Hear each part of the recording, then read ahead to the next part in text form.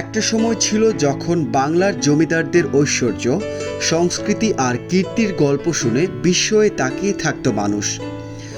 তাদের প্রাসাদ ছিল কেবল বাসস্থান নয়, ছিল ক্ষমতার প্রতীক, শিল্পের আশ্রয় আর ঐতিহ্যের গল্প। আজ আমরা দাঁড়িয়ে আছি এমনই এক ঐতিহ্যের সামনে, বালিয়াটি জমিদার বাড়ি। মানিকগঞ্জ জেলার সাটুরিয়া উপজেলায় অবস্থিত বাংলাদেশের অন্যতম বৃহত্তম ও দৃষ্টিনন্দন জমিদার বাড়ি। এটি নির্মাণ করেন বালিয়াটির ধনাঢ্য ব্যবসায়ী পরিবারের কর্ণধার বারুদত্ত রায় চৌধুরী ও তার বংশধররা। ধারণা করা হয় ১৯বিংশ শতাব্দীর মধ্যভাগে এই প্রাসাদ নির্মাণ শুরু হয়, যা ধীরে ধীরে ৭টি বিশাল ভবন ও চারপাশে উচ্চ প্রাচীর বেষ্টিত এক অনন্য স্থাপত্যে পরিণত হয়।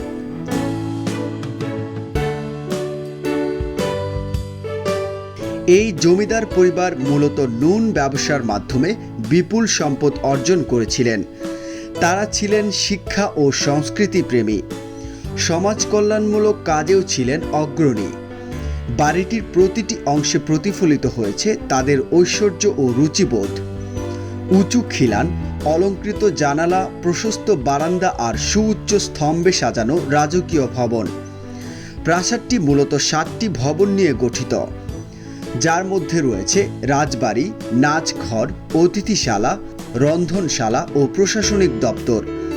সবচেয়ে বড় ভবনটি দক্ষিণ দিকের রাজবাড়ি, 3 তলা বিশিষ্ট এবং 90 ফুটেরও বেশি দৈর্ঘ্যের। স্থাপত্য শৈলীতে দেখা যায় ইউরোপীয় ও মুঘল ধাঁচের মিশ্রণ। লাল ইট, চুন সুরকি আর কারুকার্যপূর্ণ প্লাস্টারের সংমিশ্রণে তৈরি এই ভবনের প্রতিটি দেয়ালে সময়ের ছোঁয়া আজও টিকে আছে। কিন্তু ইতিহাস কখনো একরৈখিক নয়। ব্রিটিশ শাসনের অবসান, জমিদারি প্রথার বিলুপ্তি আর রাজনৈতিক অস্থিরতায় ধীরে ধীরে নিঃশেষ হয়ে যায় এই ঐশ্বর্যের যুগ। একসময় জমজমাট এই প্রাসাদে যেখানে রাজসভা বসত, আজ সেখানে কেবল শোনা যায় বাতাসের শব্দ আর অতীতের নিঃশ্বাস। স্বাধীনতার পর ১৯৮৭ সালে বাংলাদেশ সরকার এই প্রাসাদটি সংরক্ষণের দায়িত্ব নেয় এবং বর্তমানে এটি প্রত্নতত্ত্ব অধিদপ্তরের অধীনে রয়েছে। এখন এটি দর্শনার্থীদের জন্য উন্মুক্ত, যেখানে প্রতিদিন ইতিহাস প্রেমীরা খুঁজে বেড়ান অতীতের গৌরব, স্থাপত্য আর হারানো সময়ের গল্প। কেউ কেউ বলে দেয়াল কথা বলে না, শুধু নীরবে ভেঙে পড়ে। কিন্তু আমি বলি এই দেয়ালগুলো এখনো কথা বলে। তবে শুনতে হলে মন খুলে শুনতে হয় ইতিহাসের প্রতিধ্বনি।